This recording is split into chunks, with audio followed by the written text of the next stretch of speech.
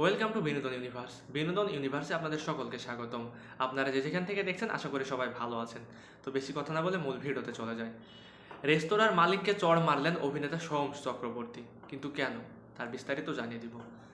বলিউড অভিনেত্রী কঙ্গনা রানাউতের চড় খাওয়ার কাণ্ডে এখনও উত্তাল পুরো ভারত ও নেট দুনিয়া।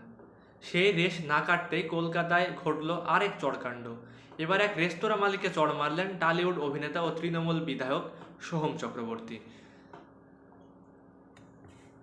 একটি দুটি নয়, চারটি চড় মেরেছেন সোহম। রেস্তোরাঁর মালিককে চড় মারার পর অভিনেতার ভাষ্য, 3-4টে চড় মেরেছি, ধাক্কা মেরেছি, বুঝিয়ে দিয়েছি আমি কে।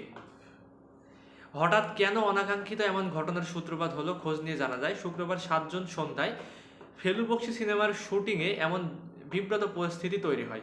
সিনেমার দৃশ্য ধারণের জন্য কলকাতার নিউ টাউনের একটি রেস্তোরাঁয় শুটিং চলছিল। এ সময় সোহম ব্যস্ত ছিলেন শুটিংয়ে। এদিকে রেস্তোরাঁ চত্বরে গাড়ি রাখা নিয়ে সোহমের নিরাপত্তারক্ষীদের সঙ্গে বিবাদ তৈরি হয় রেস্তোরাঁ কর্মীদের। শোরগোল পড়ে যায় আশপাশে। ঝামেলার আওয়াজ শুনে তড়িঘড়ি শুটিং থেকে বেরিয়ে আসেন পশ্চিমবঙ্গের বিধায়ক অভিনেতা সোহম।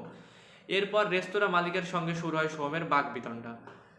অভিনেতার অভিযোগ, তৃণমূল কংগ্রেসের সর্বভারতীয় সভাপতি অভিষেক বন্দ্যোপাধ্যায়ের নামে গালিগালাজ করেন রেস্তোরাঁর মালিক। সোহমকেও গালিগালাজ করেন তিনি। এরপরে নিজের রাগ আর সামলাতে পারেননি অভিনেতা। রেস্তোরাঁ মালিককে 3-4টে চড় মারেন, ধাক্কা লাথিও মারেন। শুধু তাই নয়, রেস্তোরাঁ বন্ধের হুমকিও দেন তিনি। এদিকে মালিকের দাবি, তিনি শুধুমাত্র রেস্তোরাঁর গেট থেকে গাড়ি সরিয়ে পার্কিংয়ে রাখতে বলেছিলেন, আর এ কারণে তার উপর হাত তোলেন সোহম ও তার নিরাপত্তারক্ষীরা। তবে ঘটনা প্রসঙ্গে সোহম বলেন, অভিনেতারাও মানুষ, আমাদেরও আবেগ আছে, তারই প্রতিফলন হয়েছে। ছোটোখাটো বিষয়, পুলিশ দেখছে। এমন পরিস্থিতিতে ফেলু বক্সি সিনেমার শুটিং বন্ধ হয়ে যায়। শুটিংয়ে বিরতি দিয়ে ফ্লোর ছেড়ে বেরিয়ে যান সোহম।